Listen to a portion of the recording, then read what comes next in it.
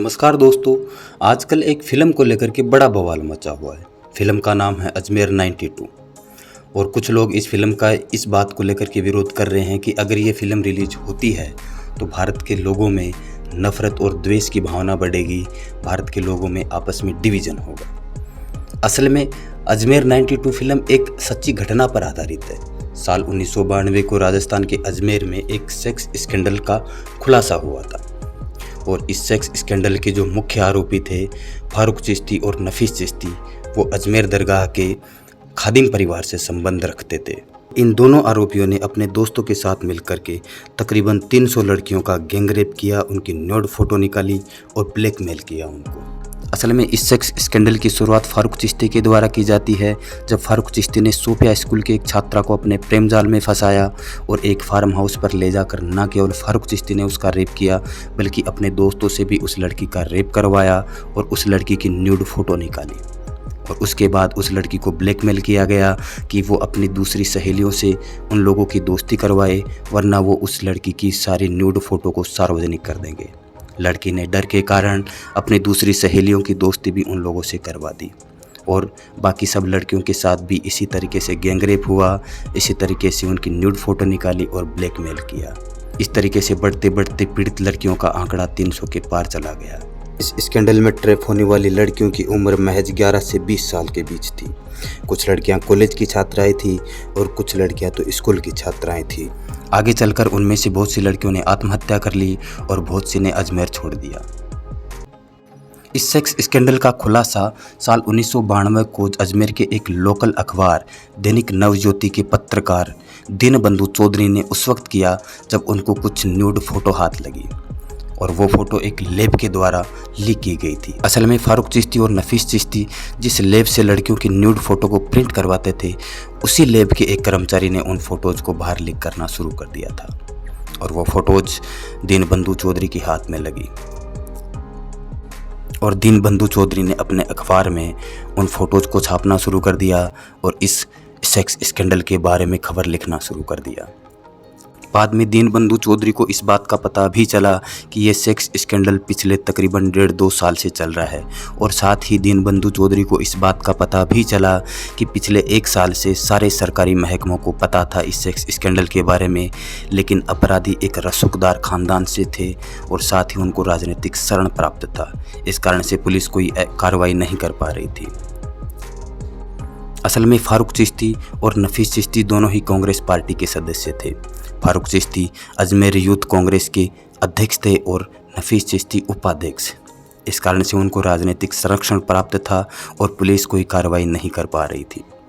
लेकिन जब दीनबंधु चौधरी ने अपने अखबार में इन खबरों को लिखना शुरू कर दिया तो उसके बाद राजस्थान की राजनीति में भूचाल आ गया और उस वक्त राजस्थान के मुख्यमंत्री भैरों सिंह शेखावत थे।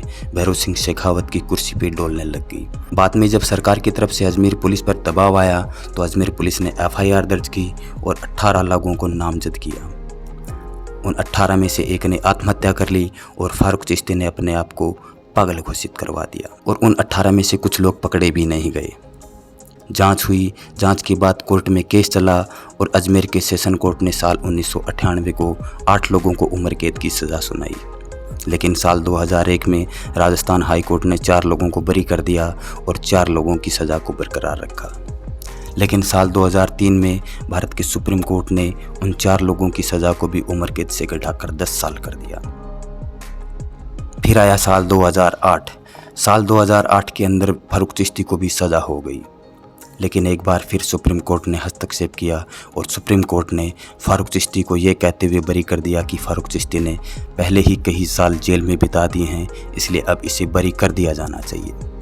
इस बीच साल 2012 के अंदर एक और अपराधी सलीम चिश्ती पकड़ा गया जो देश छोड़ने की फिराक में था, लेकिन दिल्ली पुलिस द्वारा धर लिया गया। उसे भी सज़ा हुई, लेकिन साल 2018 के अंदर वो भी जमानत पर बाहर आ गया। इस तरीके से जो भी अपराधी थे वो सारे आज अजमेर के अंदर पूरे शान और शौकत के साथ ज़िंदगी जी रहे हैं, लेकिन अफसोस वो पीड़िताएं आज भी अपना मुंह छुपाने को, अपनी पहचान छुपाने को विवश हैं।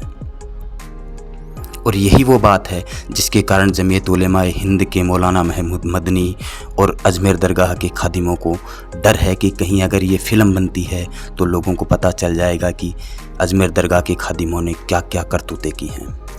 आपको पिछले साल का नुपुर शर्मा विवाद तो याद ही होगा, जब नुपुर शर्मा विवाद के बाद अजमेर दरगाह के एक खादिम ने ऐलान किया था कि जो भी नुपुर शर्मा का सिर काट के लाएगा उसको वो अपनी सारी संपत्ति, अपनी गाड़ी, बंगला सब कुछ दे देगा।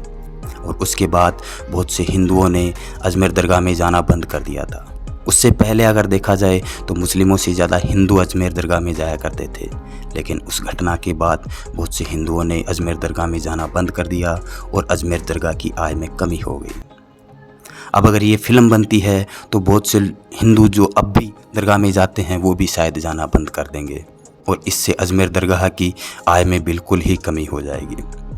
और यही मौलाना महमूद मदनी और अजमेर दरगाह के खादिम नहीं चाहते कि उनकी आय में कमी हो और अजमेर दरगाह बदनाम हो। लेकिन सर, पाप तो आपके लोगों ने किए हैं। तो दोस्तों, ये है अजमेर दरगाह के खादिमों की करतूत, ये है साल 1992 का अजमेर कांड और ये है फिल्म अजमेर 92 जिसका विरोध बहुत से मौलाना कर रहे हैं। आप क्या विचार रखते हैं अजमेर दरगाह के खादिमों की करतूत पर? आप क्या विचार रखते हैं साल 1992 के अजमेर कांड पर? और आप क्या विचार रखते हैं फ़िल्म अजमेर 92 पर? अपने विचारों को कमेंट में ज़रूर लिखिएगा। जय हिंद, जय भारत, वंदे मातरम। I really appreciate your time. Thanks for watching.